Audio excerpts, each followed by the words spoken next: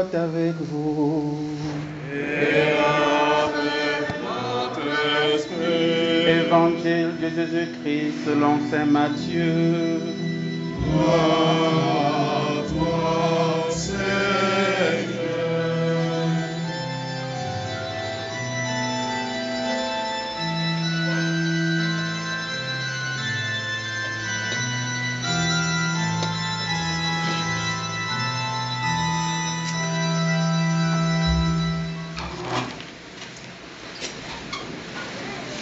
En ce temps-là, Jésus disait aux grands prêtres et aux anciens du peuple, « Quel est votre avis? Un homme avait 2 fils. Il vint trouver le premier et lui dit, « Mon enfant, va travailler aujourd'hui à la vigne. » Celui-ci répondit, « Je ne veux pas. » Mais ensuite, s'étant repenti, il y alla. Puis le père alla trouver le second et lui parla de la même manière. Celui-ci répondit, « Oui, Seigneur, » et n'y alla pas. Lequel des deux a fait la volonté du Père? Ils lui répondent, le premier. Jésus leur dit, « Amen, je vous le déclare, les publicains et les prostituées vous précèdent dans le royaume des dieux. Car Jean le Baptiste est venu à vous sur le chemin de la justice, et vous n'avez pas cru à sa parole. Mais les publicains et les prostituées y ont cru. Tandis que vous, après avoir vu cela, vous ne vous êtes même pas repenti plus tard pour croire à sa parole. Frères et sœurs, acclamons la parole de Dieu.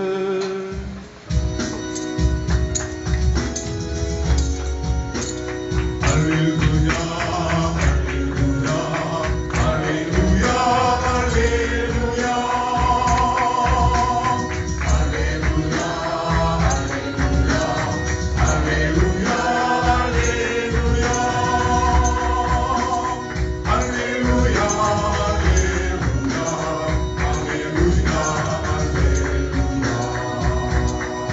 Alléluia.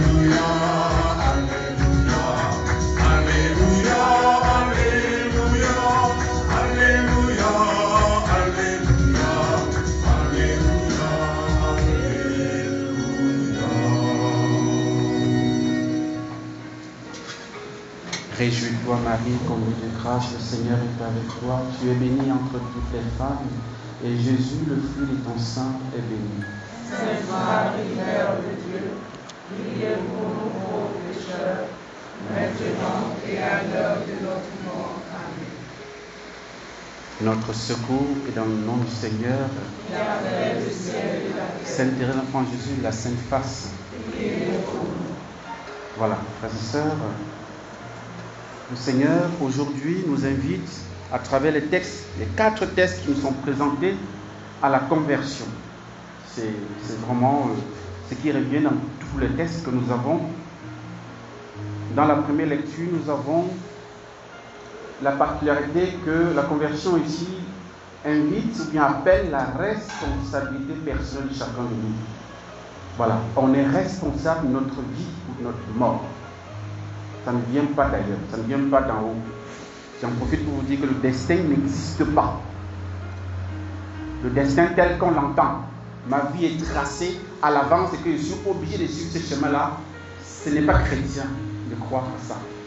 Ça veut dire que Dieu est un dictateur, c'est quelqu'un qui a choisi certains qui vont aller au ciel et d'autres qui vont aller en enfer. Si on comprend le destin de cette manière. Or, du point de vue chrétien, le destin s'est construit au jour le jour avec la grâce de Dieu, y compris ma volonté libre. Voilà, j'ai choisi de faire ceci ou cela en connivence, en fait, en conformité avec la volonté de Dieu ou pas. Voilà, donc c'est ce que nous met un peu en exergue la première lecture qui montre qu'on peut être juste à un moment donné et s'en détourner de la justice qu'on pratiquait jusque-là et choisir autre chose. Ça manifeste la liberté de l'homme. L'homme est libre. On n'est pas condamné à être sauvé comme on n'est pas condamné à être perdu. Non. Voilà, on a la possibilité de se sauver si on veut ou de se damner si on veut. Voilà. Donc, parce qu'il ne faut pas qu'on dise que voilà, les parents ont péché, donc je suis foutu.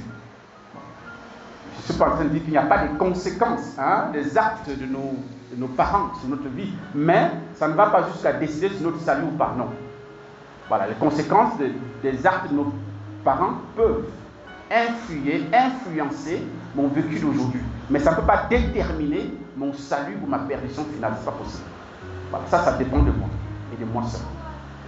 Voilà, donc, par rapport à l'évangile dont il s'agit, d'une parabole que nous pouvons, pour mieux comprendre, il faut remonter un peu en haut sur ce qui précède le texte. C'est pourquoi je vous invite, chers catholiques, chers frères et sœurs catholiques, bien-aimés dans le Seigneur, de fréquenter les Écritures. À travers les textes liturgiques que l'Église nous donne tout au long de l'année, vous pouvez déjà vous préparer par rapport au texte du dimanche suivant, déjà à l'avance. Vous pouvez commencer à peu près dimanche prochain à partir de demain. Vous avez 4 textes à méditer avant dimanche, donc il y a le temps. Pendant une semaine, vous pouvez les méditer. Ça fait que quand vous avez dimanche, le terrain est disponible et bien préparé pour accueillir ce que le prêtre va présenter comme homélie. Comprenez? Donc, ceux qui ont médité ce texte, certainement ont été amenés peut-être à lire ce qui vient avant. Et déjà, le début du chapitre, nous sommes au chapitre 21 de Matthieu, au début du chapitre, il s'agit de l'entrée triomphale de Jésus à Jérusalem, les rameaux, comme on appelle habituellement. Voilà. Jésus rentre triomphalement à Jérusalem et on chante Hosanna au plus haut des cieux, béni soit celui qui vient au nom du Seigneur, etc., etc. Bon. Ensuite, Jésus va aller au temple. Il va aller chicoter les gens au temple. Les vendeurs et les acheteurs du temple. Bon, ça commence à faire du bruit. D'abord, il est rentré triomphalement comme un roi, comme le roi David jadis. On n'a rien dit. Maintenant, il va au temple, il fouette les gens. Alors, le lendemain, il revient, il se met à prêcher et tout et tout. Donc, troisième épisode, il est au temple en train de prêcher et les grands prêtres, donc ceux qui ont la légitimité, ceux qui sont les maîtres de lieu, viennent lui dire, mais mon ami, de quelle autorité fais-tu cela? Tu es d'abord rentré à Jérusalem comme un roi, on n'a rien dit. Tu as tapé les gens au temple, on n'a rien dit. Et tu continues encore à venir. De qui? Voilà, d'où vient ton autorité? Mais tu parles au nom de qui t'a envoyé? Et pour la petite histoire, il faut bien comprendre une chose. Jésus était un rabbin, en fait un maître. Un rabbin, ça veut dire maître, celui qui enseigne. Était un rabbin particulier qui sort des normes, des cadres juridiques ou légales ou bien officiels. Il n'a pas fait l'école rabbinique classique. C'est comme quelqu'un qui sort de nulle part, le gars connaît plus que vous la science naturelle, bien SVT, tout ce que vous voulez, en tout cas, alors qu'il n'a jamais fait le bac. Vous ne l'avez jamais vu dans une classe. C'est un peu comme ça, quoi. Jésus n'a pas suivi les classes normales, comme les gens, comme c'était en vigueur en son temps. Et on lui dit, mais mon ami, tu parles au nom de qui? Qui t'a envoyé? De quel droit? Dis-nous, de quel droit tu te prétends parler comme ça au nom de Dieu dans le temple dont nous sommes maîtres? Qui es-tu? D'où viens-tu? Ton autorité là vient d'où? Et Jésus va dire, ok, il n'y a pas de souci, je vais vous répondre, mais à condition que vous me répondez, à ma question aussi. Parce que c'est nécessaire pour comprendre ce que je vais dire après. Ils ont dit, ok, c'est quoi ta question? Jésus dit, Jean le Baptiste, quand il est venu, son baptême, ça venait du ciel ou des hommes? Bon, les gars font un conciliabule entre eux, ils se mettent à murmurer entre eux, ils se disent, ah, si on dit du ciel, il va dire, mais pourquoi vous n'avez pas cru alors? Et si on dit des hommes, la foule va nous lapider parce que la foule reconnaît en Jean-Baptiste un grand prophète. Et il vient dire, non, on ne sait pas. N'importe quoi. Bon, on ne sait pas. Jésus dit, ok, comme vous n'avez pas répondu à ma question, moi aussi je ne vous réponds pas. Mais Jésus qui est gentil, Jésus est toujours gentil, hein, il va répondre à la question à leur place, mais à travers cette parabole qu'il va donner aujourd'hui. Donc c'est l'épisode d'aujourd'hui. Et il va donc donner cette parabole. Un homme avait 2 fils. Donc il vient trouver le premier, il lui dit, va aujourd'hui travailler à la vigne. Celui-ci répond, je ne veux pas. Et après, bon, il revient sur sa décision, il va travailler. Le deuxième, va à ma vigne aujourd'hui travailler. Oui, mon Seigneur. Et après, le gars n'est pas passé. C'est un peu le style des enfants d'aujourd'hui. Hein? Vous êtes en train de jouer sur l'ordinateur ou bien sur la télé. Le jeu, maman dit, bon, voilà, arrête ça pour le moment, tu fais le ménage, tu peux ranger ton lit. Tu dis, oui, maman, j'ai entendu. Tu es toujours là. Voilà. Il faut qu'elle vienne arrêter la télé pour que tu ailles arranger ton lit, sinon tu ne vas pas arranger. Vrai ou faux? Voilà. Les mamans, ce sont les papas qui répondent. Vous reconnaissez. Donc voilà, on est un peu comme ça. Nous tous, hein, on est un peu comme ça. On dit oui, mais on ne fait pas. Et nous tous ici, nous avons dit oui. Hein. Enfin, s'il y a des baptisés ici, en tout cas, tous les baptisés ont dit oui. Même si vous vous êtes baptisé à 2 mois comme moi, vos parents ont dit oui à votre place. Ben oui, parce qu'ils ont la responsabilité devant Dieu de vous éduquer chrétiennement. Ils ont dit oui à votre place. Et quand vous avez grandi, vous êtes confirmé et tout ça, vous avez confirmé le oui du départ. Voilà. Même si vous n'êtes pas encore baptisé et que vous avez la foi, le simple fait d'avoir la foi, autrement d'accueillir Jésus dans votre vie, vous avez dit oui. Voilà. Donc, les pharisiens sont un peu dans cette perspective-là. Ce sont les gens qui ont dit oui à Dieu. Ils sont au service de Dieu. Les grands prêtres et les anciens. Ils sont au service du Seigneur. Donc, ils ont dit oui, ils ont confié, consacré leur vie au Seigneur. Mais sauf que, derrière, ils n'ont pas accompli la volonté de Dieu au moment opportun. Et cela commence par Jean le Baptiste. Parce que comme je parle d'autorité, Jean vient au nom du Christ. Jean aussi est comme Jésus, hein, il n'a pas respecté les classes, n'est-ce pas, habituelles.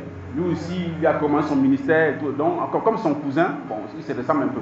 Voilà, lui aussi, voilà, voilà. Donc c'est un peu comme ça. Mais sauf que ce qu'il faisait, les foules ont reconnu en lui un homme de Dieu. Mais les grands prêtres, les anciens ont dit, non, comme il n'est pas passé à notre école, nous on ne l'a pas formé. Il n'est pas passé au séminaire. Non, on ne va pas l'ordonner, c'est pas possible. Tu sors de nulle part, tu penses qu'on va t'ordonner comme ça. Non, ça ne passe pas. Tu passes par le séminaire, mon ami. Première année, deuxième année, troisième année, quatrième année, sixième année, septième année, voilà. Là, nous, on va t'imposer les mains là, ça peut aller. Vous voyez? Donc, Jésus leur dit, vous êtes comme cet enfant qui a dit oui, mais qui n'a pas fait le travail. Qui n'a pas fait le travail. Et il y a certains qui ont dit non. Et ça, c'est le premier enfant. Il a dit non, mais après, il a fait le travail. Et il leur pose la question, lequel des deux a fait la volonté du Père?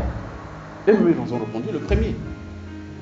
Et en répondant le premier, ils se condamnent eux-mêmes. Et parce que tout de suite, Jésus va dire, amen, amen, je vous le déclare, les publicains et les prostituées vous précèdent dans le royaume de Dieu. Vous qui êtes les maîtres en Israël, vous qui êtes les garants de la chose religieuse, les prostituées et les publicains, c'est-à-dire que les collecteurs d'impôts, vous précéderont dans le royaume de Dieu. Pourquoi? Parce que quand Jean le Baptiste est venu, celui qui est venu m'annoncer, celui qui est venu préparer le chemin pour moi, celui qui est venu est par qui? Mon autorité, l'autorité que j'ai a été révélée. Jean le Baptiste est venu et ceux-là, les publicains, ont cru avec les prostituées. Ils ont cru à son message. Ils ont changé de vie. Vous n'avez pas cru à son message. Pourtant, il parlait au nom de Dieu. Première chose. Deuxième prédication. Jésus dit, tandis que vous avez, après avoir vu cela, c'est-à-dire après avoir vu les prostituées et les publicains convertis, vous n'avez pas changé toujours de vie. La parole de Dieu prêchée est une invitation, c'est un appel du Seigneur à nous convertir. C'est la première démarche. C'est pourquoi Jésus enseignait longuement. C'est la première attitude. Et le premier appel vient de là. La foi vient de ce qu'on entend, et ce qu'on entend, c'est la parole de Dieu. Ensuite, si même là, ça ne va pas, regarde autour de toi. S'il y a des personnes qui mènent une vie chrétienne honorable, exemplaire, c'est aussi une prédication pour toi. Nous avons tous peut-être l'expérience des personnes avec qui nous avons vécu et grandi, qui étaient à un moment donné des gens, des cas, comme on dit, par exemple des doubles cas. Des gens difficiles. Des gens que, non, dès qu'on croise le chemin avec eux, on change de route. On change de côté de la route. Des gens mauvais, terribles. Mais un jour, la grâce de Dieu passe par là et transforme cette personne. Et la personne est tellement zélée dans le Seigneur que nous-mêmes, on ne voit pas le chaos. Et parfois, entre-temps, nous, on a diminué en ferveur. On est retombé, n'est-ce pas, dans la chair. En ce moment, Dieu nous parle toujours, nous invite encore et toujours à nous convertir, en nous montrant la personne qui hier était considérée comme perdue, mais qui aujourd'hui est sauvée. Il est pour nous un appel à nous convertir. Parce que la conversion, frères et sœurs, ce n'est pas un acquis définitif, comme vous le savez. Tous les jours, nous devons nous convertir. Parce que tous les jours, j'ai la possibilité de dire oui au Seigneur ou de dire non au Seigneur. J'ai cette liberté-là. Et les événements de la vie sont là aussi pour vérifier si je dois tenir sur le chemin de la justice ou si je dois déchoir. Et donc, c'est au quotidien. Et les personnes qui m'entourent, qui sont peut-être des gens qui prient, qui sont plus ou moins exemplaires, sont aussi des moyens par lesquels le Seigneur me dit: ah, c'est possible, mon frère, ma soeur. C'est possible pour toi aussi. Avec la grâce de Dieu, c'est possible. Parce qu'eux aussi s'y tiennent, c'est grâce à Dieu. Et le Seigneur va dire, si vous n'avez pas donc reconnu l'autorité de Jean-Baptiste, il sera difficile de reconnaître la mienne. Parce que l'autorité de Jésus-Christ a été révélée quand? Pendant le ministère de Jean le Baptiste. Quelqu'un se souvient? Si oui, à quel moment? Est-ce qu'il y a des catholiques qui lisent la Bible ici? Quelqu'un peut lever la main? Oui, il y a ça, mais bon, il n'y a plus que ça. Oui. Oui, il y a ça aussi, ça c'est super. Mais là, c'était à ses disciples proches. Mais il y a un événement qui s'est passé où c'est tout le peuple qui a été témoin. Le baptême. Lorsque Jésus reçoit le baptême de Jean le Baptiste, lorsqu'il sort de l'eau, il y a une épiphanie cosmique. Il y a une théophanie même d'ailleurs, trinitaire. Il y a les cieux qui s'ouvrent. Il y a une colonne qui descend sur lui. Il y a la voix du Père qui parle. Celui-ci est mon fils bien-aimé en qui j'ai mis toute ma complaisance. Tout le monde a vu, tout le monde a entendu. Voilà d'où vient l'autorité de Jésus. Donc lorsque Jésus fait allusion à Jean le Baptiste, aux prêtres et aux anciens, c'est pour leur dire: mais souvenez-vous de ce qui s'est passé quand il m'a baptisé. Qu'est-ce qui s'est passé? Si vous étiez des croyants, si vous avez été présents, si vous avez suivi Jean le Baptiste, vous sauriez qui je suis, de quelle autorité je parle, de quelle autorité je chicoter. Je chasse les gens au temple. Hein? Voilà. Donc, vous devrez comprendre ça. Mais non, vous êtes fermés parce que vous pensez être ceux qui ont Dieu dans la poche. Et beaucoup d'entre nous sommes un peu comme ça. Vous savez qu'il n'y a pas plus difficile à convertir qu'un prêtre. Hein? Il connaît. Non mais il connaît. Il n'y a pas plus difficile à convertir qu'un prêtre. Et vous allez vous rendre compte, parce que c'est là où parfois le Seigneur, à travers le Saint-Esprit, voilà, les bouscule. Il faut voir le renouveau charismatique. Par exemple, dans certaines paroisses, c'est difficile, n'est-ce pas, d'être accepté par certains prêtres.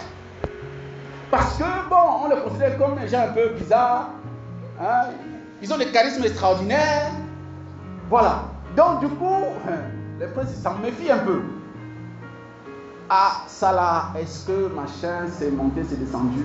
Il ne s'agit pas de critiquer, il ne s'agit pas de condamner, il s'agit d'observer et de discerner si cela vient de Dieu ou pas, tout simplement.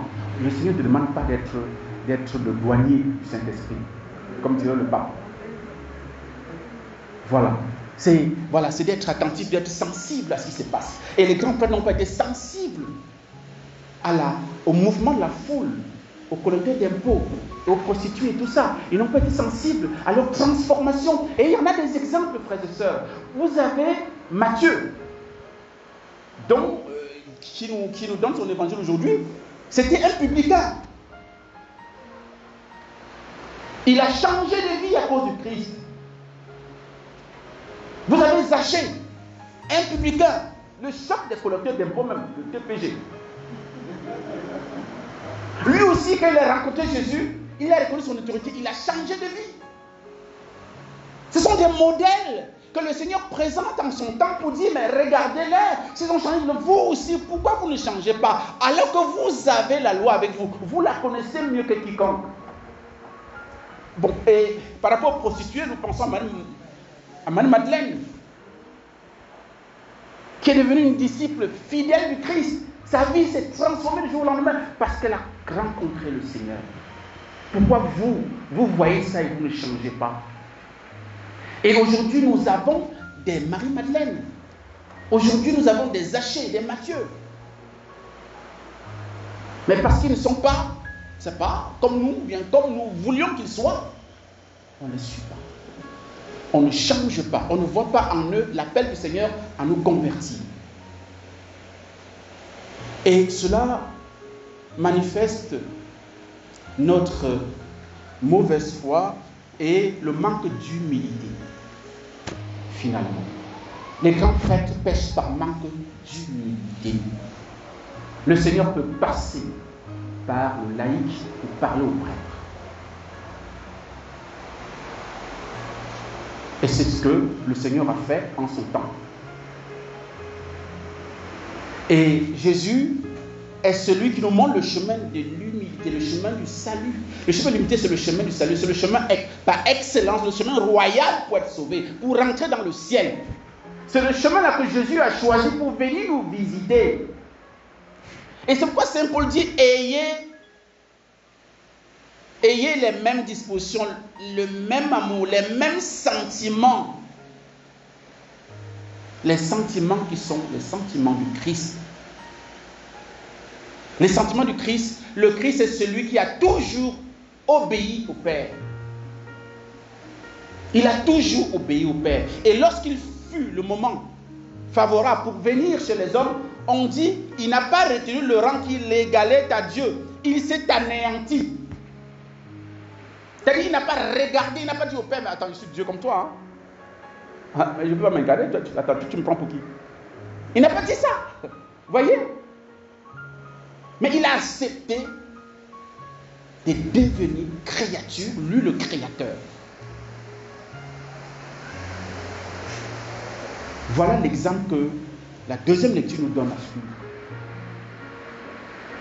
Recherchons l'humilité. Et l'humilité, c'est l'obéissance. C'est le chemin du salut, frères et sœurs. Et cela me permet de dire, entre les deux enfants, nous avons deux exemples à suivre et deux exemples à ne pas suivre. Le premier, nous l'avons entendu, il a dit non. Et après, il est parti. D'accord? Donc, c'est un exemple. C'est un exemple à suivre dans le sens où, finalement, il est parti. Donc, il a fait ce qu'on lui a demandé. Il est parti à la ville. Mais c'est aussi un exemple à ne pas suivre. Pourquoi? Parce qu'il a dit non. Il ne faut jamais dire non. Et c'est là où le deuxième nous enseigne. Lui, il a dit oui, Seigneur. Et après, il n'est pas parti. Bon, il n'est pas parti là, ça, il ne faut pas imiter. Mais là où il a dit oui, Seigneur, là, ça, il faut le faire. Frères et sœurs, le Seigneur nous envoie beaucoup en mission. Parce que là, remarquez que les deux enfants sont les enfants d'un même père. Ça, il n'y a pas de souci. Il les envoie en mission. Allez aujourd'hui travailler dans la ville. Chacun de nous est un envoyé du Père. Quel que soit ton état de vie, que tu sois marié, célibataire, prêtre, baptisé, confirmé, tout ce que tu maries à l'église, tout ce que tu veux, tu as une mission. Est-ce que tu dis oui au Seigneur au quotidien pour remplir ta mission là où tu es? Le Seigneur t'envoie en mission dans ta famille. Le Seigneur t'envoie en mission dans ton école, si tu es étudiant ou élève. Le Seigneur t'envoie en mission dans ton travail. Ne disons jamais non au Seigneur. Jamais. Or, nous sommes champions du non. Parce que nous aimons trouver des astuces pour montrer au Seigneur que non, en fait, il s'est trompé. Ce n'est pas toi qui dois envoyer. On est toujours comme, n'est-ce pas, Moïse. Hein? Non, moi, il ne sait pas parler. Hein. Est-ce que Dieu ne savait pas ça avant de te choisir? Il n'était pas au courant. Jérémie, je suis un enfant. Est-ce que Dieu n'a pas su que tu étais un enfant avant de t'appeler? On veut raisonner le bon Dieu. On veut montrer au bon Dieu que nous, on sait plus que toi. C'est une manière de fuir. Frères et sœurs, tout le monde, nous avons tous ces charismes. Tout le monde. Sans exception. Les charismes naturels d'abord, et peut-être les charismes extraordinaires, surnaturels. Nous avons tous. Qu'est-ce que nous en faisons? Le charisme, c'est un don spécial reçu pour le bien commun. Ce n'est pas pour toi. C'est-à-dire c'est pour travailler pour l'autre. Il y a certains d'entre vous qui avaient la capacité de bien faire la cuisine. Mais pour faire la cuisine, là, il faut qu'on reçoive.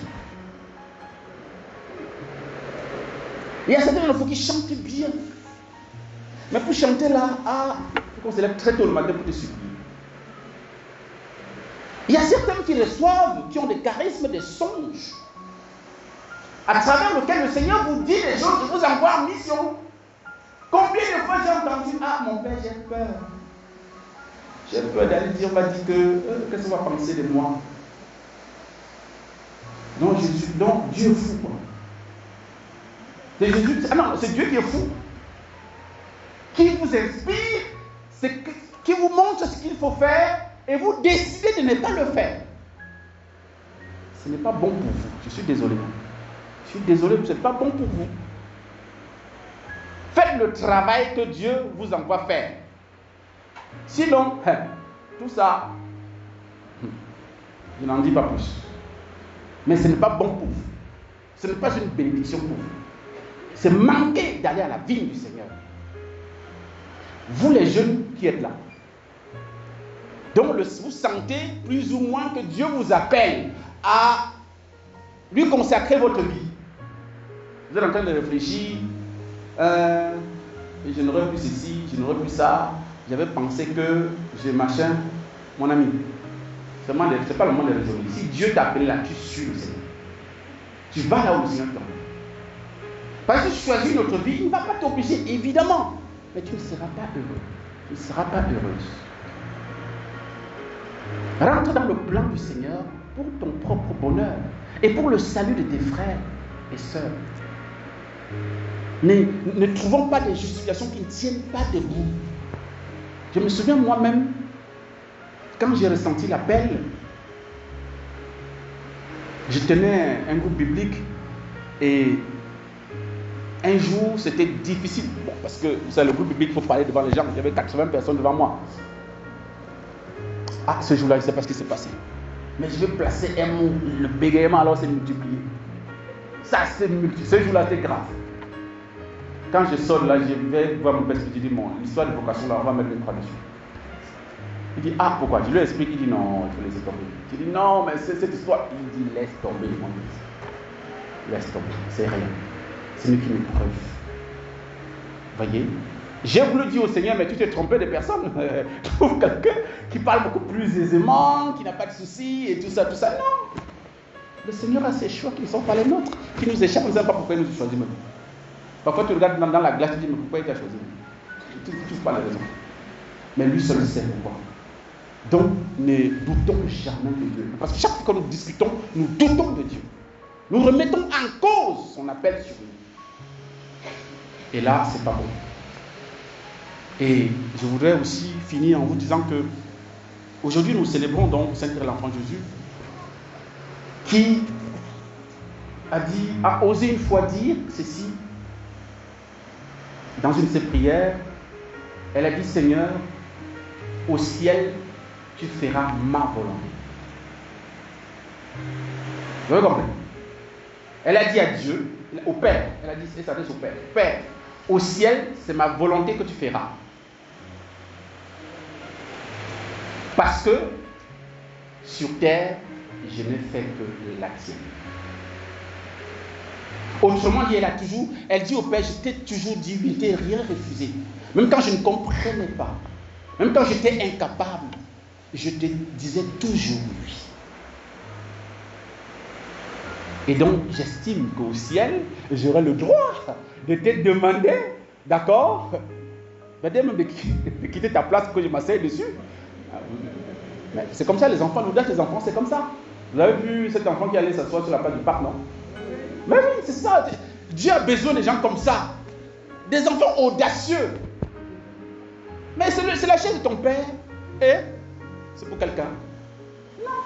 Donc c'est une manière de dire au Père: au ciel, tu ferais ma volonté. Et nous avons aussi en ce mois marial du rosaire la Vierge Marie, qui n'a fait que la volonté du Père du début à la fin de sa vie. Même quand elle ne comprenait rien. Pensez quand on a dit que l'Esprit Saint viendra sur elle, elle prendra son homme et tout, elle a compris quelque chose. Elle n'a rien compris. Elle n'a rien compris. Mais elle a dit: je suis la servante de Seigneur, qui me soit fait selon ta parole. Vous pensez que la croix, elle a compris quelque chose. Mais elle est restée debout. Elle n'est pas restée couchée. Debout pour signifier: Seigneur, je suis d'accord avec ce que tu fais. Je ne comprends rien, mais tu sais ce que tu fais. Que la Vierge Marie, Notre-Dame du Rosaire, nous aide au long de ce mois qui lui est consacré, et que Sainte Thérèse aussi, en ce mois missionnaire, et qui est patronne de mission, nous aide aussi, nous aussi, à ne jamais dire non, Seigneur, jamais. Disons toujours oui. Même si après ça va choquer, c'est pas grave, mais disons oui d'abord. Et par la grâce de Dieu, nous réussirons. Amen.